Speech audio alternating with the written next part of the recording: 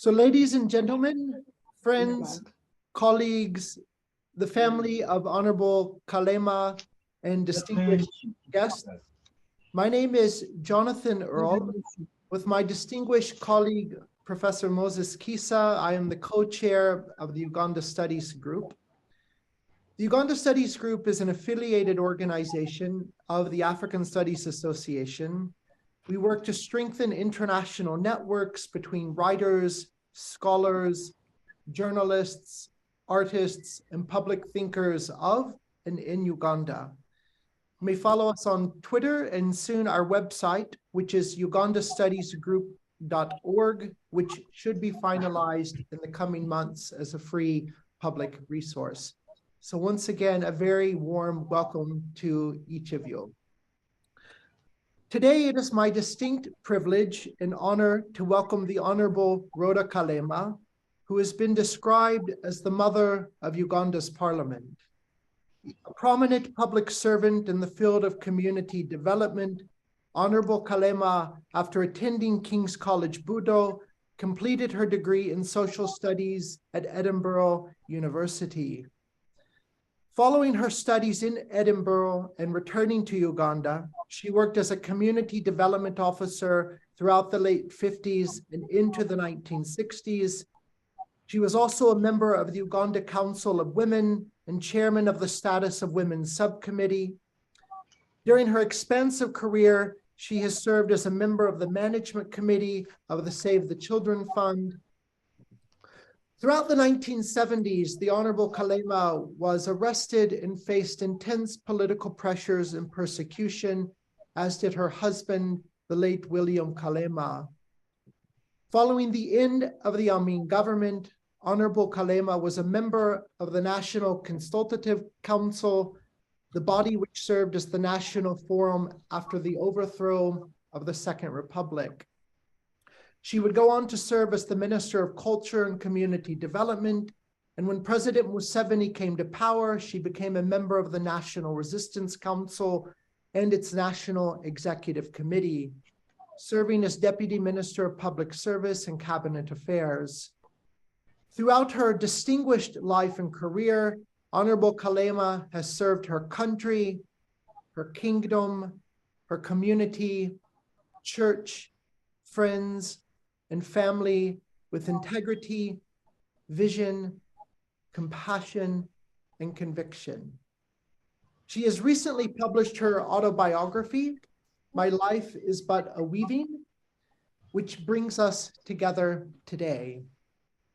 Of her book, Winnie Byanyima writes, an icon of the Uganda women's rights movement, a pioneer social worker, and one of the women parliamentarians, Honorable Rhoda Kalema has lived a remarkable life. Through this uplifting book, Rhoda shares the tumultuous events in her personal life and Uganda's recent history with humility and humor. Rhoda's personal integrity, her courage, resilience, and commitment to human dignity shines through. It has lessons for every leader. Honorable Kalema, thank you for your life of service, and thank you for taking the time to be with us today. And we're looking very forward to having a conversation with you. So thank you and a very warm welcome. Perhaps we could begin, Honorable Kalema, by discussing what inspired you to want to write your memoir, My Life is But a Weaving, and what was the writing process like for you? Thank you, Jonathon. Thank you for such lovely address about me. But before I start, I'd like to correct two matters in the report of your introduction. Yes, I went to Edinburgh University, but I didn't do a degree. I did a social studies certificate, not a degree, because I didn't do a degree course, but I did a social studies course, but at Edinburgh University for 2 years after attending a New Batulabe Adult Education College. near New Butler Bay, near Edinburgh, about 9 miles away. Secondly, it was a certificate. Yes, it was a certificate and with a degree. And also, I served in women organizations as well when I came back from Uganda. I wasn't a minister of community development, but the probation office was under the Ministry of Community Development. I'm very grateful to you, Jonathon, for recognizing me and to believe that I have something to offer to many people about my book. I didn't know when I was writing this book that it would make all this wide impact. I didn't really know that. Perhaps you are going to, don't know whether you are going to ask me what inspired me to write. As you can see in the preface of my autobiography, when I was in Pasadena at my son's home in 1988, to get a break, he invited me there to get a break. After I had lost my daughter, the eldest daughter, in Elizabeth in 1987. And in 1988, I lost our fourth son, our fourth child, Apollo. I was not occupied with anything except thinking. And thinking drove me back to my past days of joy and sadness. Of course, my husband had already died when the children were still young. I found myself deciding to write my journey. However, the title, My Life is But a Weaving, came as the last story idea after considering many other titles like the journey, the story, my journey, my life, and the Lady Elizabeth Kanyogonya, whom I pay much tribute to. I found out that actually there are several books, these titles are already there, and we shouldn't use the same title. So we started to look for other titles, which I can't name here. But fortunately, in my somehow with the habit I have of keeping records at small little books, I found that in my handbag I had this book, this little booklet, which says, "My life is but a weaving between my Lord and me," and the whole poem is actually, we understand it is written by someone, anonymous author, but anonymous, a poet. But it is on page, I think, 177, 117, as I speak now. So the whole poem is there. Then I think that the Moran publishers and editor believed this was a suitable title. And the more I thought about it, I realized it was the best title to fit my life, which was like a carpet with the dark colors and bright colors and the orange colors and red, like the life of everybody. I think all people's lives are like a weaving, like they are all like a carpet. So I think I pay great tribute to the poet, who is anonymous, unfortunately. No one seemed to know who he was. The process of writing was full of breaks due to many activities that occupied my life and family and official obligations, and hence it took me a long time, almost 30 years.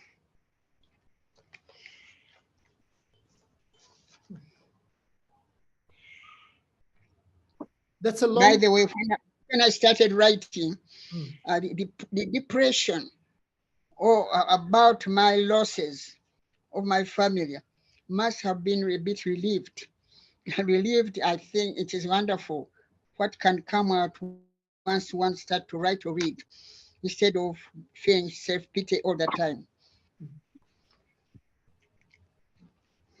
I think as I was reading the book and reading the memoir, I was particularly struck by that you don't shy away from difficulties. You tackle them head on. You talk very openly about Mr. Kalema's kidnapping and disappearance on pages 109 to 124. You talk about your own confrontations with political torture. Why was it important for you to not avoid these more challenging chapters in your life?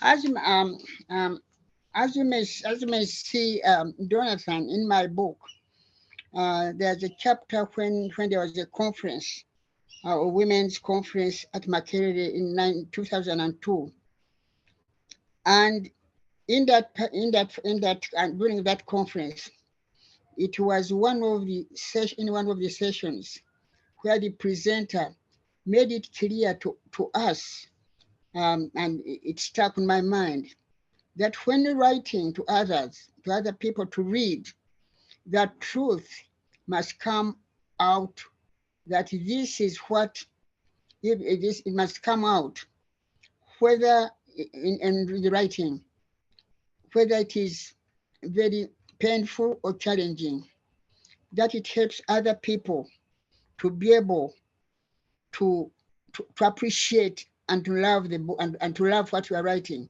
They realize, instead of just saying just good things about your good experiences, your education, your birth, your what, no. People must know that what you are going to that it is. I learned this from that conference.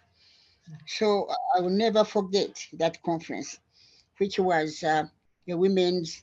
It was a women's conference. Uh, it it uh, it was at Makerere. It's called a Women's World Conference at Makerere University. It is it moves from three every 3 years, and I also took trouble to present. I was allowed to give a paper there, and my subject was the struggle of women's emancipation in Uganda. So I enjoyed that conference. But to answer your question, I learned um, that from that lady, that one who gave us the talk, I think was correct. I can give you the experience. I found this to be correct. Have always remembered Dr. Sean Hughes. By the time, every time he died, Sean Hughes, um, um, a devotion writer in England, he died. When he died, by the time he died, he was the life president of the Christian World Revival, which he started in 1964. And he's the writer of Every Day with Jesus devotion. Sean Hughes died after losing his only two sons, one in an accident, and also he nursed his wife with cancer. He was survived by one granddaughter. I have also read the devotion Every Day with Jesus since 1993, which was recommended to me by my daughter Gladys, who was studying in England. Since then, I've been reading Every Day with Jesus through the daily reading, which I buy for my children and all friends. I have come to accept challenging experiences. I'll mention only one more. That is a book by Jerry Earle.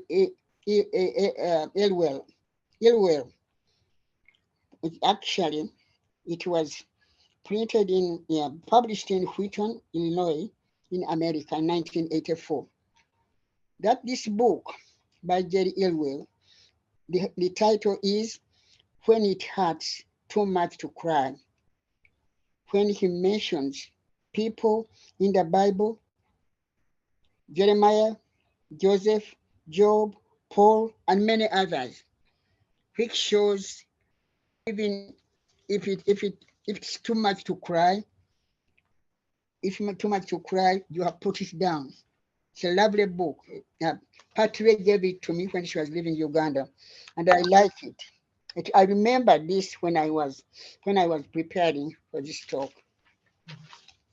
So it does help. It does. I feel happy. One's life cannot be just happy and happy. It can't be. That's not life. The a plain carpet is not as beautiful as one that's patterned with black and white and red and cream. Am I right? True. Thank you. 1 minute. Lydia? Asia?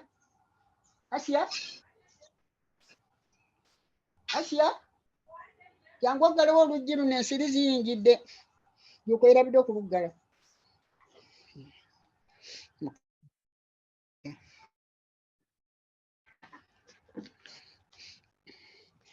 Okay, we can carry on.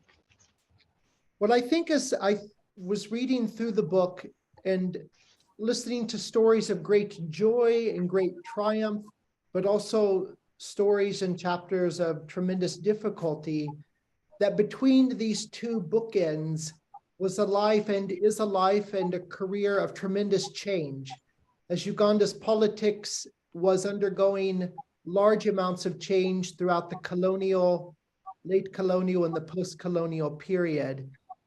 And as you look back and think back on your career, where have you seen those changes or progress the most?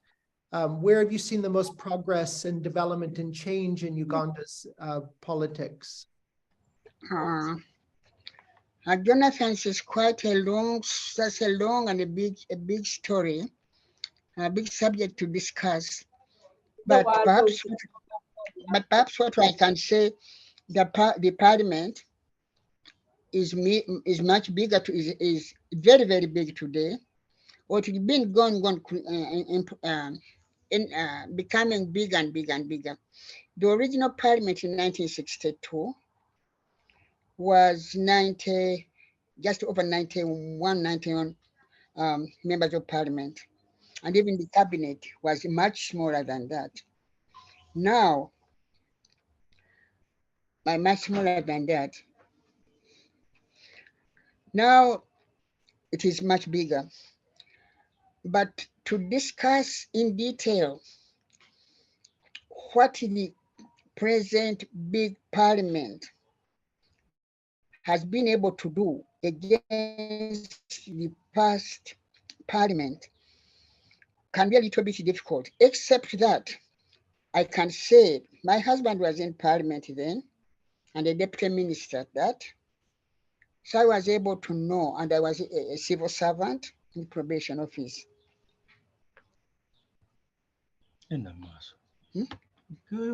Okay, I was a civil servant. But what happened? The original parliament, real parliament, because mind you, before independence, it was a legislative council. A legislative council of the colonial government, which I very much great, what do I call it? Admire it, because they prepared, the legislative council prepared the Uganda parliament very well. In fact, although it was a colonial parliament in a way, and the members were appointed by the governor, I remember 4 women were appointed in the legislative council. Joyce Mpanga, she's still around, Sarah Ntiro, and Florence Frances Aquelo, and they did a very good, they played their part very well. And also the others who were appointed in the Legislative Council played a very big part to prepare the new parliament. So when the new parliament came, it was not with the after elections. It was not entirely new for Ugandans to see or to listen or to listen to see the the work done by their fellow Ugandans. In fact, the colonial government prepared the Ugandans in the new parliament with very elaborately, because they prepared the new constitution and the political parties which were coming up were well given opportunity to take part in England in England to go and discuss the new government and the new parliament.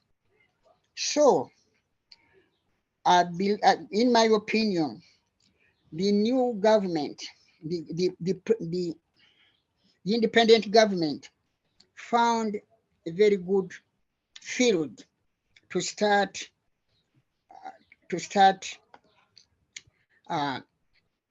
planning and running the parliament and their country. I don't know whether I've answered your question. No, it has. It helps us think about the changes that the Uganda Parliament in particular has undergone in the transition from the colonial to the post-colonial period, and to think about the large work of the Parliament today. Well, to start with, the Uganda Parliament has got political parties, whereas the colonial Parliament, the Legislative Council, did not have political parties. But the original political parties, were able to play their part. The only two parties were able to play their part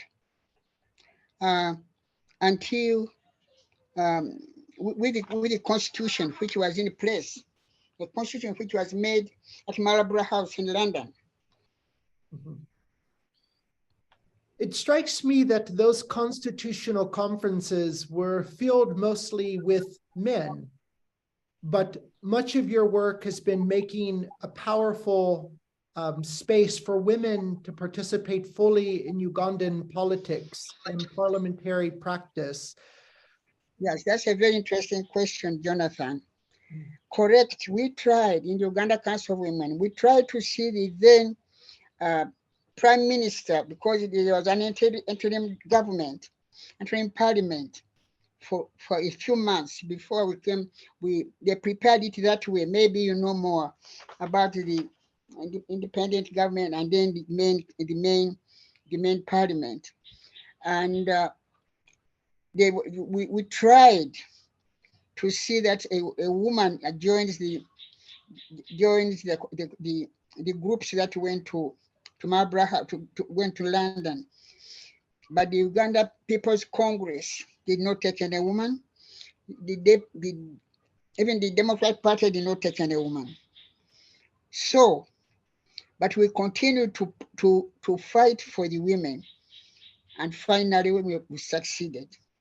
Although there had been women in the Legislative Council, but still, these two parties did not include women. And not only the parties, but also the other kingdoms and districts, like the Ankole Kingdom, Buganda Kingdom, Bunyoro Kingdom, and the other districts, Toro Kingdom, they all sent representatives, but none of them took women. However, at the same time, the Uganda Council of Women, we are still fighting for women to join the leadership, and we finally did.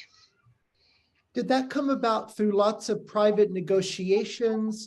How did the Uganda Council of Women work to persuade mostly men or male political parties to give increasing representation for women in the life of public politics in Uganda. How would you I didn't get describe, that. how would you describe the strategy of the Uganda Council of Women to make the public arguments that women should in fact have a place and a prominent place in Ugandan politics?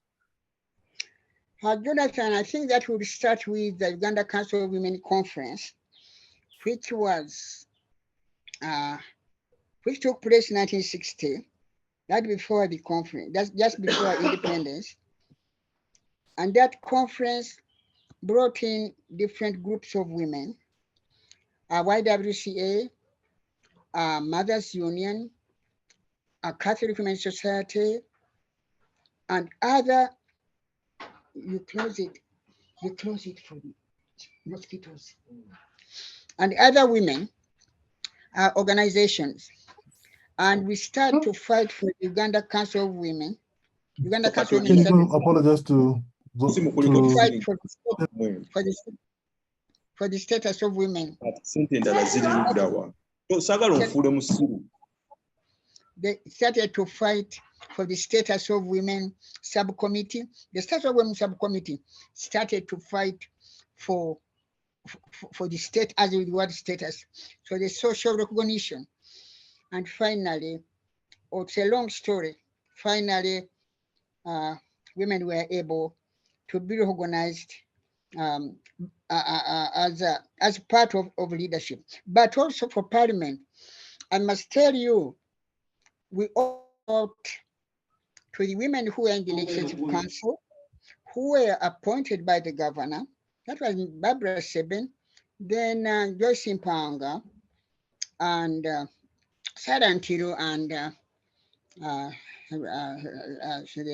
late Sarah Ntiru, late Barbara Seben, Frances Akelo is still there in Soroti, and Joyce Mpanga is still, unfortunately. They fought. That's very important. I'm glad you asked. They made it clear that when we come to independence, the women should be allowed to participate in elections, that they should vote, that women should vote. Fortunately, although there were only 4 in the legislative council, it was possible for the women to be allowed to vote. I'll tell you this,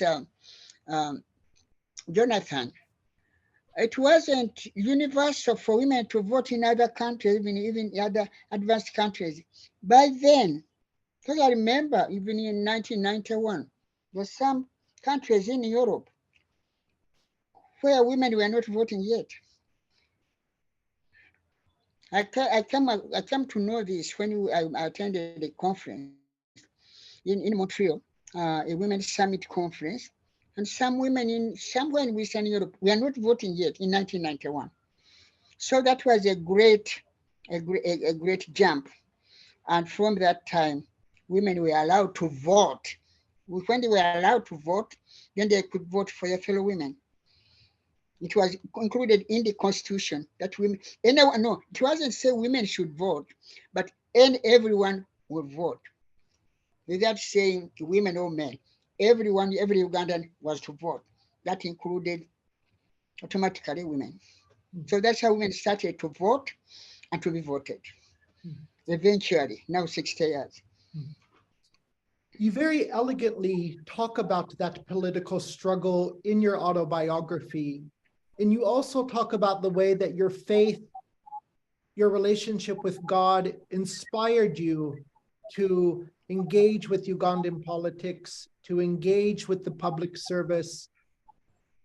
Is it possible to understand Rhoda Kalema's political career without taking her religion seriously? How has your spirituality shaped your political work throughout your career?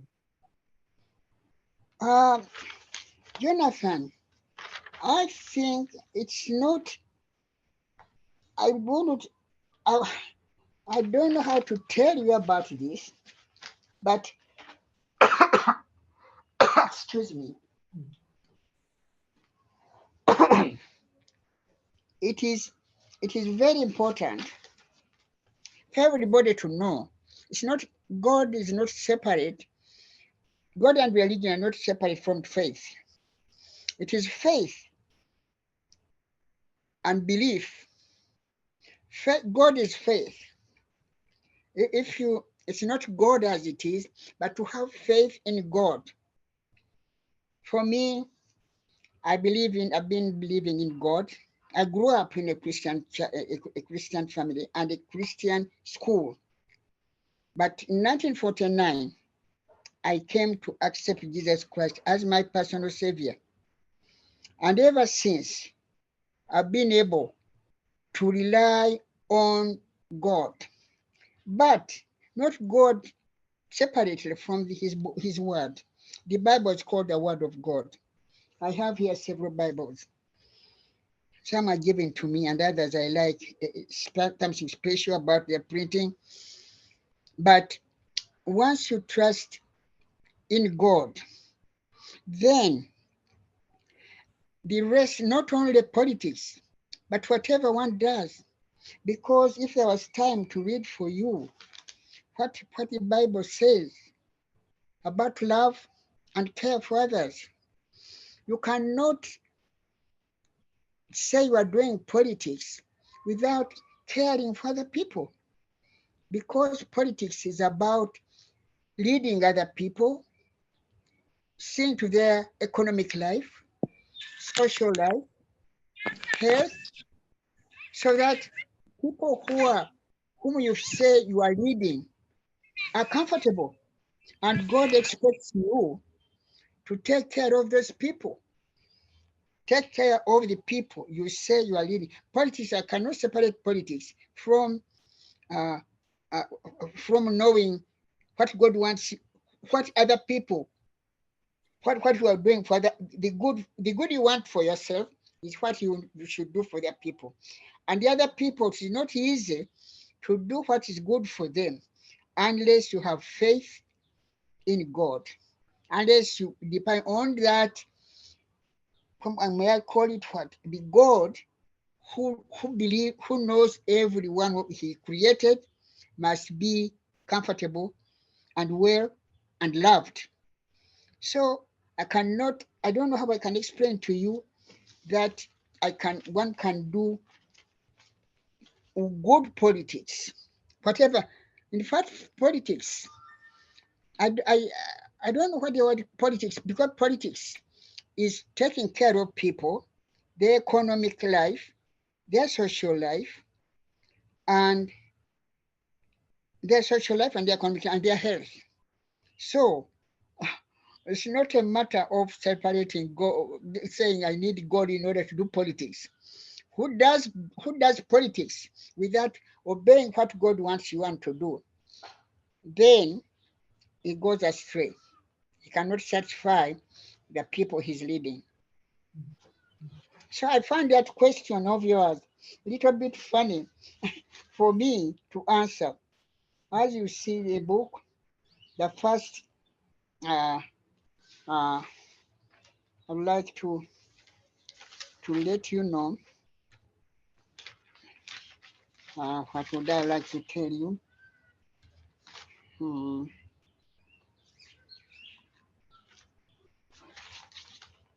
That question of having to do politics without God. You cannot do politics without doing the best for the people. And if you do have to do, but you do what's best for the people, or if you do it on your own, year after year, someone may be gifted without the faith of God to do what's best. But it's much better if where you find it's difficult or you are compromised or what, then you know what does God tell me to do. So for that, Jonathon, your question, relationship with God throughout my autobiography, As you see it, I found that I could not carry on without, it's not religion as such, but my faith in God. For instance, I started reading the Bible when I was at school, and it was a Christian school, and we were taught Psalms. That's Psalm 1920, Psalm 23, which has only six verses.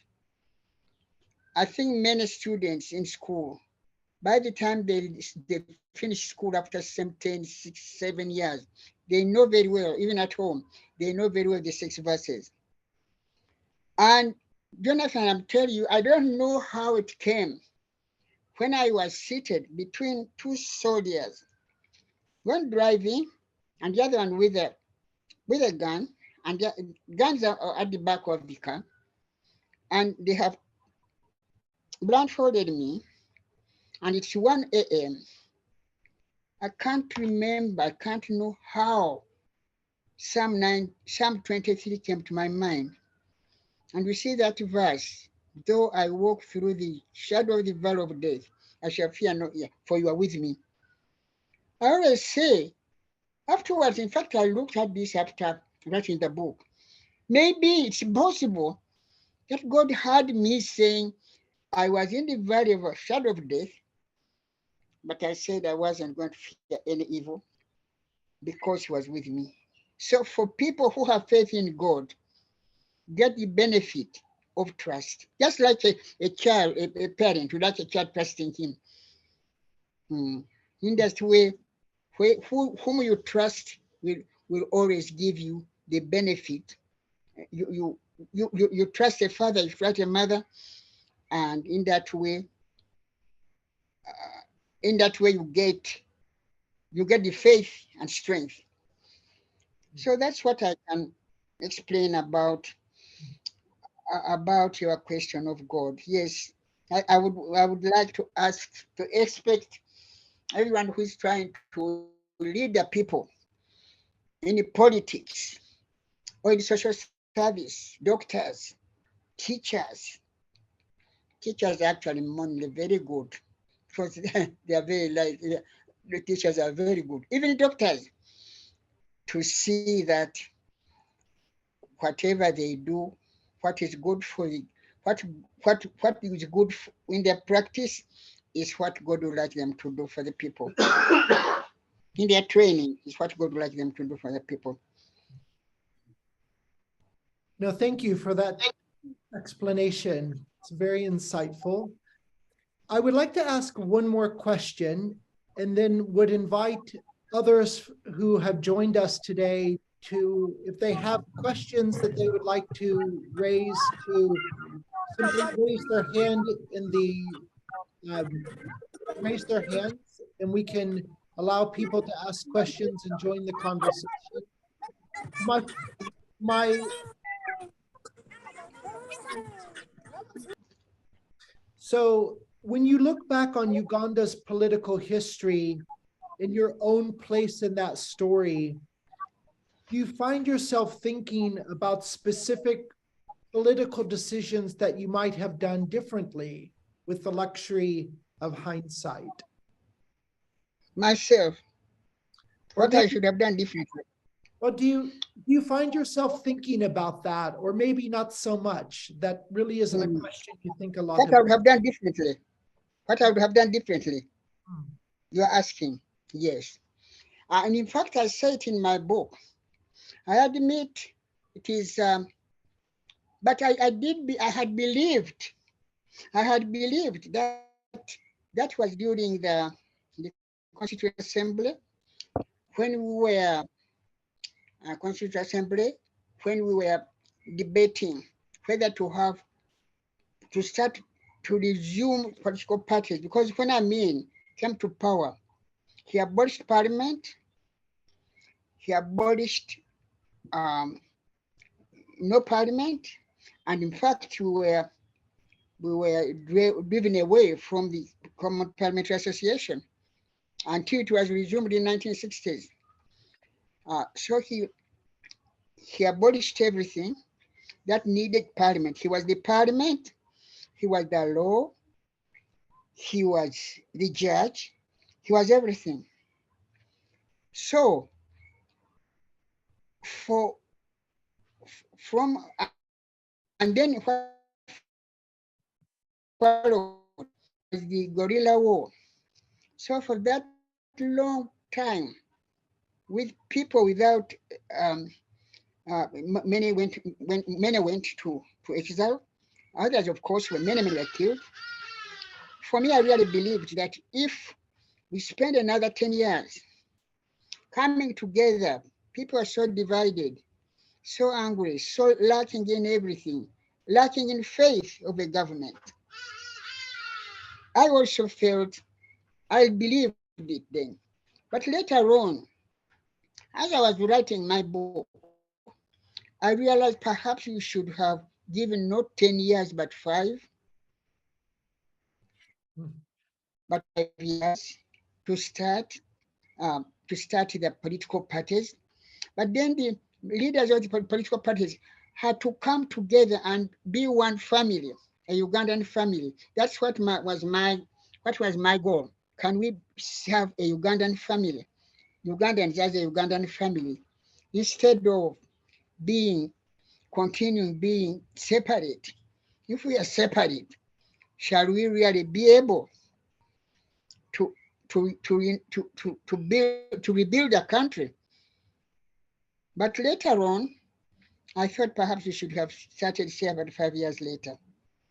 However, what followed, I don't know how much unity there is today, but I trust, I believe perhaps it should have come earlier and not much later than 10 years. Well, my final question, if I may quickly ask one final question, then I believe my colleague Moses Khisa will take over. Due to your powerful, long political and constitutional work, you're often described as the mother of parliament. How does that make you feel when you hear that? Actually, Jonathon, I don't want to take that credit 100%, because I take it that the women whom the governor appointed to go to the Village Court paved the way for women to be in the parliament, to have a voice there. I also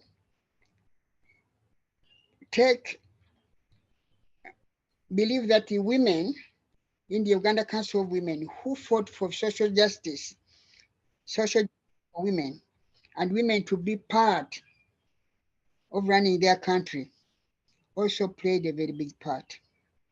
Now, when after Amin was defeated, and we got a parliament, and we call it an interim parliament, called the National Consultative Council.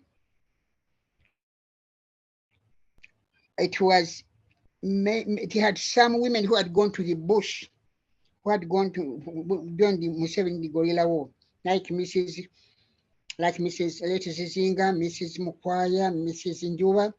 They were in the parliament, and and I think what the then government did, was to appoint some women like Victoria Secretarial and Joyce Impanga professionally. Victoria Secretarial, an agriculturist, graduate, and Joyce Impanga, an education graduate from Makerere.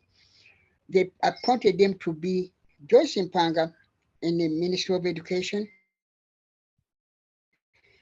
Victoria Secretarial, Ministry of Agriculture, and they appointed them but they managed to do very well as leaders, but in their professions. Now,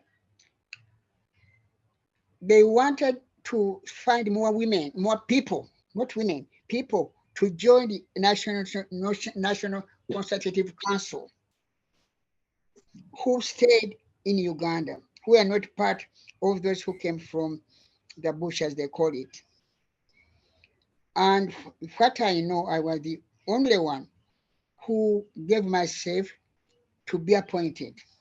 So I became a member of the National Consultative Council by offering myself to be appointed. And again, later on, later on, I offered myself to be a member of the National Consultative Council by offering myself uh, to stand and be a member of the National Resistance Council. So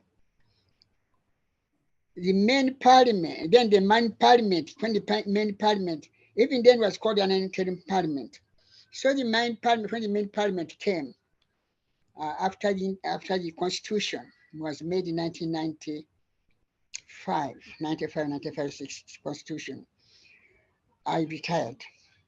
But perhaps some say that is said to me about me because I offered myself to go to parliament without being nominated, being nominated by the government or by a governor or where. I offered myself. I wanted to see if we can make a better country after losing my husband and many other many leaders, including Chief Justice, Archbishop, Bank of Uganda governor, all of them just disappearing like that.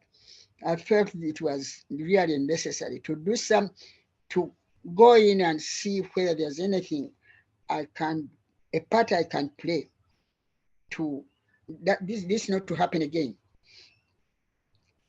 That is the only credit I can claim that I offered myself. But I don't know why I'm called. Well, I don't feel very proud, but I feel I thank the people who believe I'm Mother of Parliament.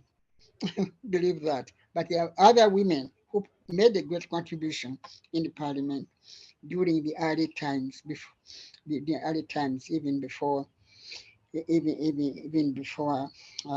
Constitution was made in 1996. Thank you, Madam Kalema. We have some questions from the chat, from the audience.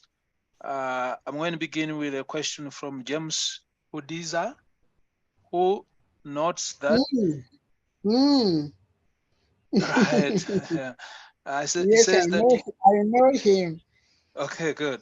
He says you've been an inspiring fellow school old student. Okay, nice. Good to know. Yeah. James says you've been an inspiring, towering historical figure, and you have successfully done so as a woman in what is largely perceived to be a patriarchal society. As you turn 94 in a few months, what do you mostly attribute the resilience, grit, courage, bravery that has powered your sustained success through life's ups and downs? James, first of all, thank you. Thank you that you were there to listen to me. I've been reading all your comments from America. I'm very much still concerned about Budo. This I know. It's difficult to. Again, we go back. I don't know how to explain, to answer your question. The resilience, I didn't know that I have resilience. I didn't know that I have courage. It seems to have been automatic, but possibly some people say, my father was very courageous. My father had great resilience. That one, photograph over here in the sitting room. And he would do what he believes to be done and do it at any cost. So James, I don't know how I can say that, but I want to once I believe what I should do, I do it.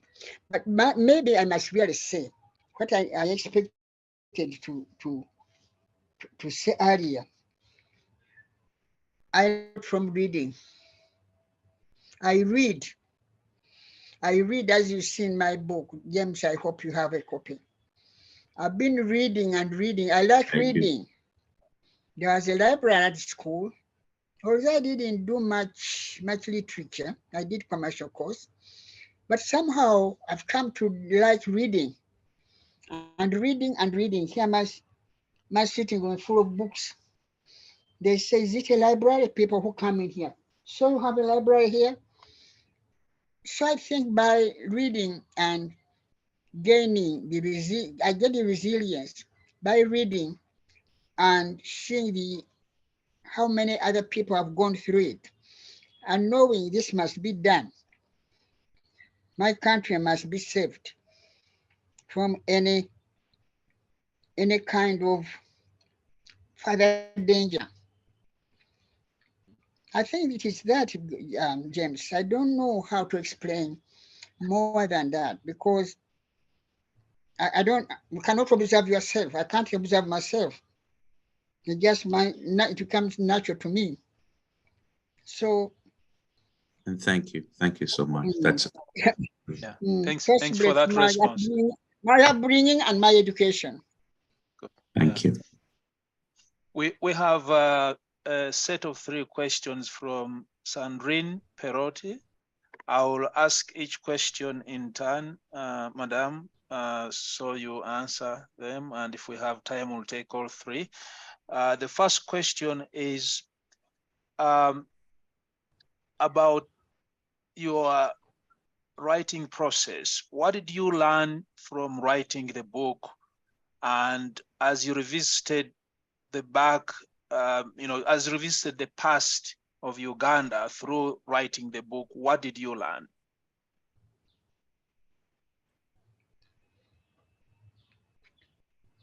What I learned is, again, when writing, there are many quotations which I would like to quote for you here. I've learned a lot by quoting a lot of people who wrote in the 70s, 1700. There's what we call the man back. There's who and who can't easily in this short time. But what I've learned is that something that stuck in my mind. What is not written didn't happen. That's why we have a Bible. That's why we have history books. What isn't written didn't happen. That's why we have, without anything written, you can't, what we say here, if it's not printed, it will just fly away. It flies away. What is not written flies away. So, it is writing, and that has inspired me to write more and to write more, to see the stories of these people. You see books of these people have been mentioned, Sun Hughes, this is just of 1960s. But I've been inspired by books written in 1918, 1600. The King what they call King James Bible, which was agreed to be published by King Henry, I think, in 1611. And how would we know that is King James's Bible? How would these people? Why is it called King James Bible? Because then King James had it printed. It is what is written that can keep the country going and learning going. Learning goes on. Science books, science textbooks. There are some students at Buddha, I remember, whom they would call names of scientists. They called him that name because he was very, very clever in science, in physics. As my nephew, who was very clever, and he was Philip, and he was called no, it was not Philip. I think it was, I've forgotten his name. It was called a name of the scientist. So I think we must read, people must read, to not just have been to university, not just have been to college, but to read and read and read. And then you'll find that what is written did happen. The books I have mentioned to you, we can't say that if there was no Bible, how would we know that Jesus went to the cross? What is not written didn't happen. How could we? I must tell you this. I get surprised. This is my where's my everyday with Jesus? To somewhere, no, except this one. And you find books. We find references of the Old Testament and referred to in the New Testament. How is it possible in Hebrews? They are happening in the Joshua. What they quote Joshua, they quote the Psalm, they quote Nehemiah, and whoever wrote the Hebrews. So it is writing what is not written didn't happen. That's the important thing, that we should always write so that those in the future, and if you see in my book that verse, if you see in my book that verse which opens the book, Psalm 71, verse 17 and 18, I think. So that the Psalm must be David, because he didn't write all of them. But I think this one is his. So that those in the future may know what it is, what God wants them to do. That's why I write this for the people in the future. Yeah. And up to now, we value the Bible. Up to now, all churches, Christian churches, depend on the Bible. There's the Bible House, Bible Society, where I'm a member, a lot of members at that. It wouldn't be there if there was no writing, if no written Bible. So I don't know whether I have answered your question. You have. I think it's an excellent answer, and in some ways you have answered what was going to be the second question from Sandrine. So instead of asking that second question, let me ask the third and last question from her. Do you think more generally that the new generation of Ugandan political leaders have learned from the good and bad things of Ugandan political history?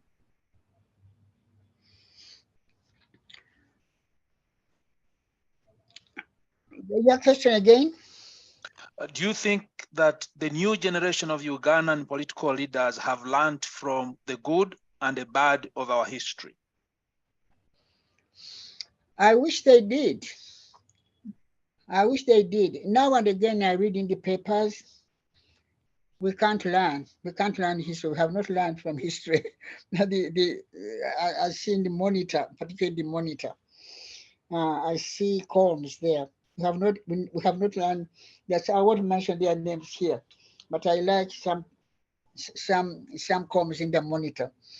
They're castigating saying the government. We don't learn easily. We cannot learn. We don't learn from the past.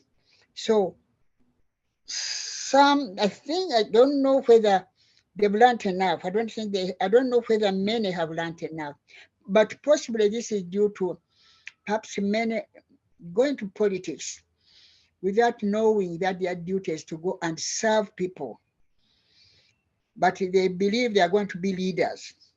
Now, if you're a leader, if you lead, you cannot lead if there's no one coming behind you.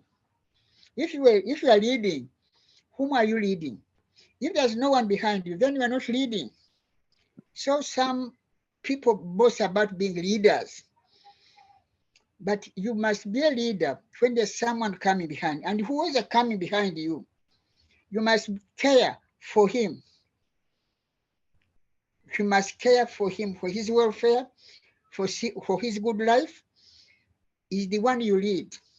So I think there's a lot of room. There's a lot of need for many to learn from the past, although some have learned from the past. But maybe some go into leadership without knowing their main role. Their main role is to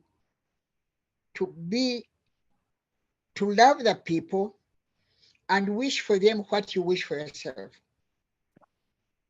Let them have the opportunity. Sorry, finish. Yes? No, I was saying, finish what you're saying. Yeah, I was saying, if you are leading, if I'm leading anybody behind me, I must be interested in what he needs and what's good for him or her. So that's why I feel some have not learned, they don't know their role, others have. Yeah. We have a comment from Hanet who says, very courageous and appreciated. You helped pave the way for many and are a great inspiration. Using your religion as a moral compass made a difference and is great advice for tomorrow's leaders.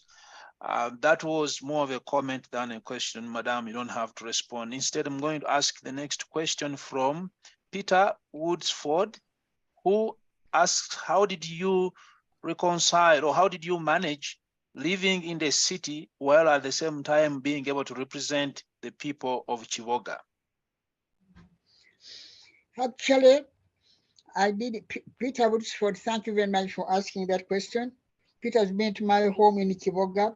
Have a home in Chivoga, a permanent home in Chivoga, which we built there in 1967, and we continue to keep it. The home is there. And because William Kalema wanted to build, we wanted us to, that is where he was born.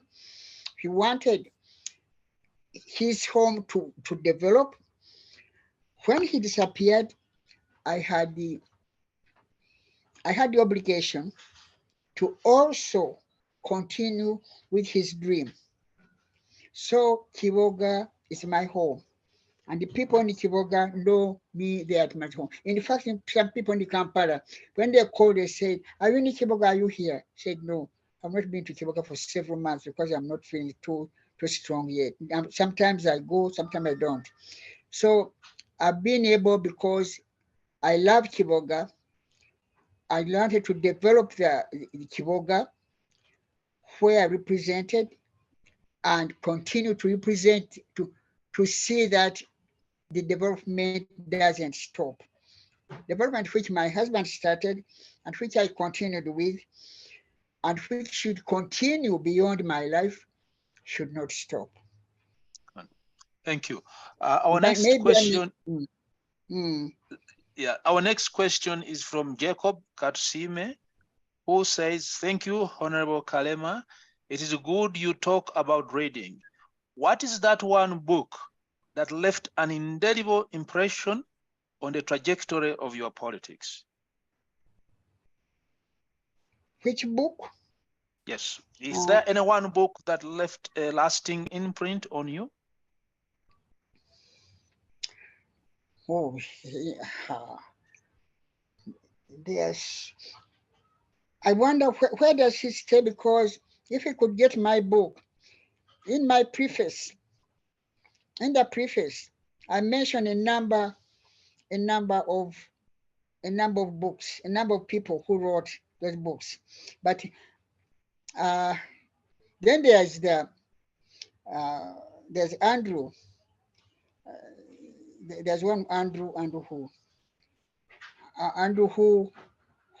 wanted to smuggle Bibles to Yugoslavia, to the communist countries, and he decided to take Bibles to communist countries. but there was he had to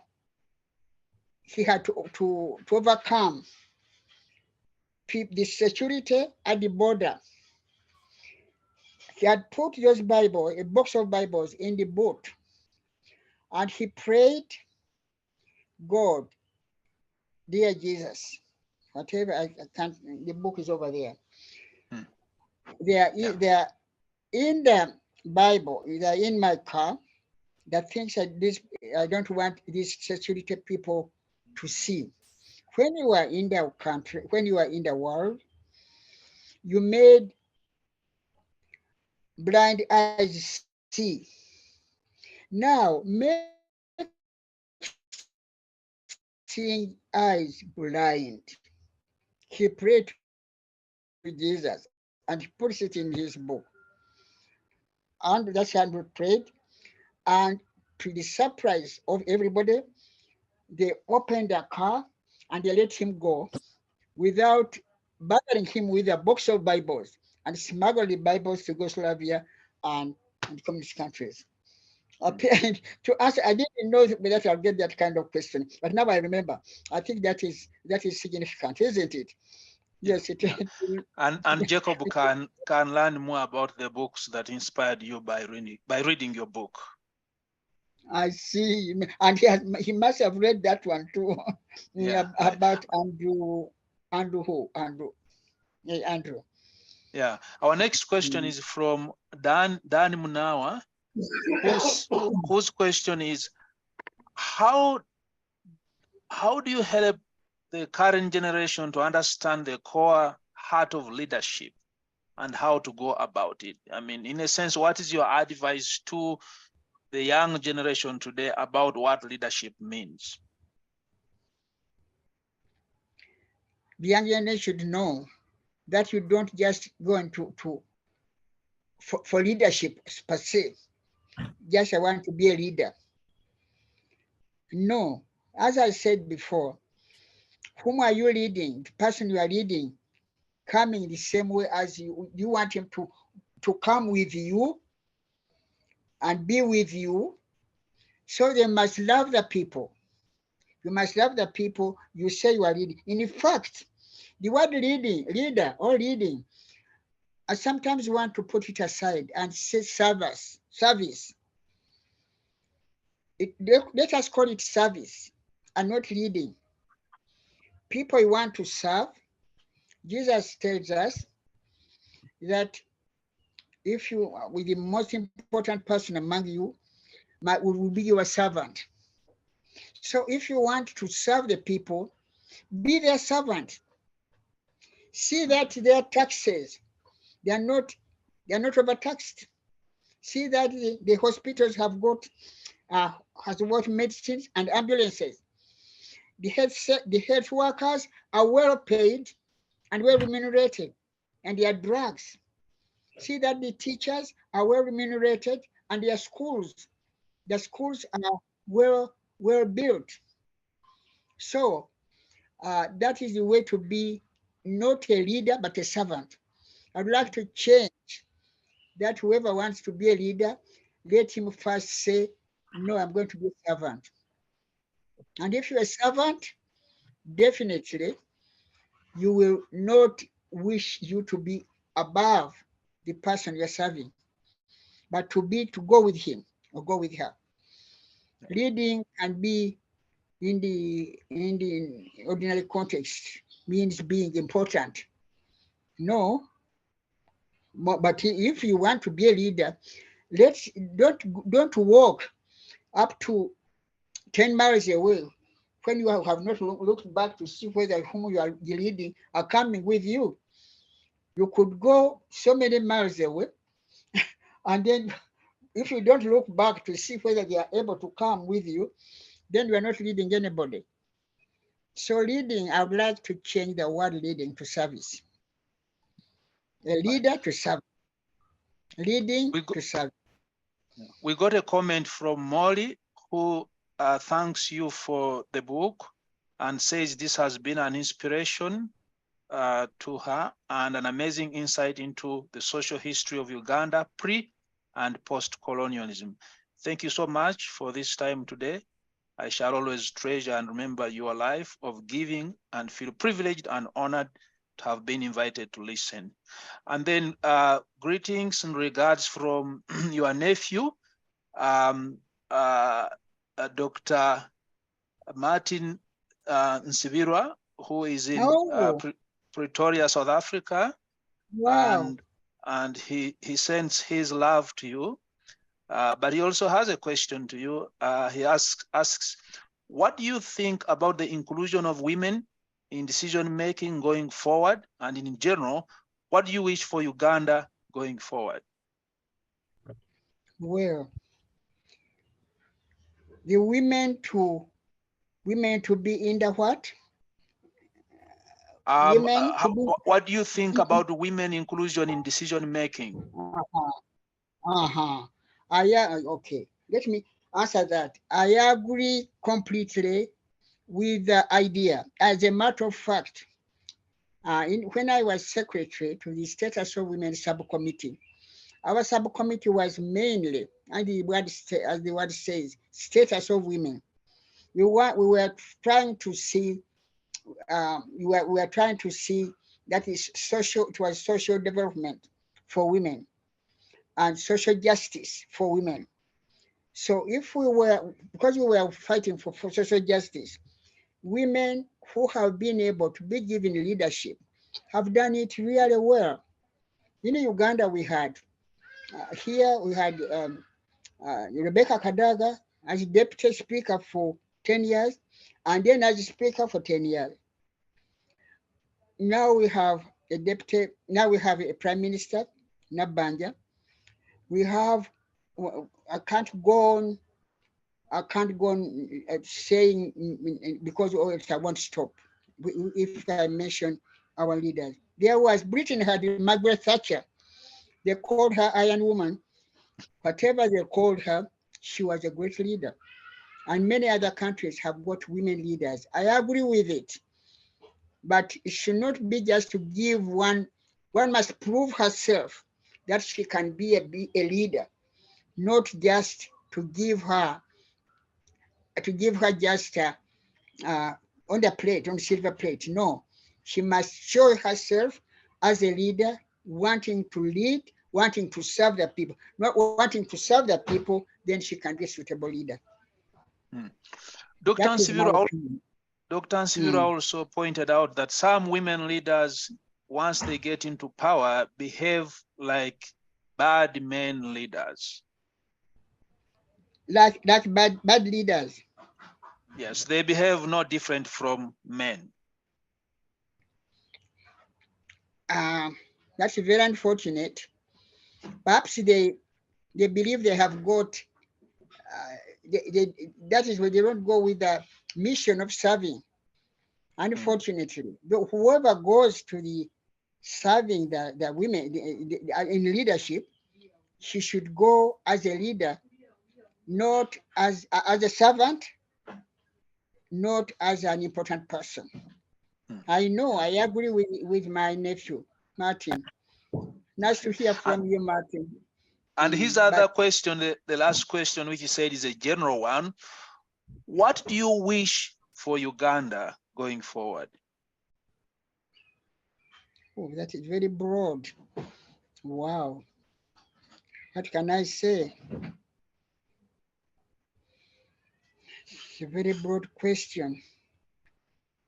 Uganda should maybe another way to cut into it, Madam, is to ask, and this sort of gives me a chance to insert myself and ask a question. What do you think is the most pressing problem in Uganda today that you can pinpoint? Do you feel there is something acutely wrong that you want to underline for the country? I think there's poverty. There's a lot of poverty in most places in the country. And what has caused that poverty is a long story, which I cannot go into now to work out how it can be how it can be stopped. But to answer just that question, what do I think is the most problem is poverty and disease, poverty and disease, the economy and disease, and even the education is not up to where it should be in this era. I just pray that within the next 5 years, education will have come up sufficiently to help all the other, to help the education, the proper education will have helped the economy to come up, to have helped health to come up. We have another question from De Gea, who asks, do you believe that Uganda was ready for independence? Oh, yes. Uganda was ready for independence. Uganda was ready for independence because the what they call colonial government, which I have very much, I praise the colonial government. They did their best to prepare Ugandans who take over the colonial, who take over government. The colonial government, with its name colonial, they prepared the Ugandans to take care, to take over the independence. I'll tell you, I remember during the 50s, they started to identify those who had had good education from the original mission schools in the West, in the East, Mbarara, Ntale, Nabumali, Nyakasura, rather Nyakasura, everywhere. And here in Gayaza High School, Budo, and other schools. I can't go on can't go on mentioning. They were already teachers. Many were teachers. Others in the agriculture. Others veti, and they sent them in the area. I can't tell you the names of the number here. They sent them to Britain for further studies. Some who were able, who had gone to Makerere College. Makerere was just college then. Those who had been to Makerere College were sent to Britain, and they did usually a first preliminary year, and many of them came back with the degrees. And those people, many of those who were sent outside, particularly teachers and doctors and agriculturists, when they came back, they were the ones who were very ready to go to Parliament. I have here the book. I have here the book of the first Parliament of 1962 and set in 1963. But I have no time to show it to you now. It's here under my desk, under my table. So these are the people who were able to take ahead all the services that were needed to start off Uganda's independence. Yes, we were ready. The country was ready. They did their best to prepare the Ugandans. And by the governor appointing some people in the Legislative Council, that was also preparing them for lawmaking.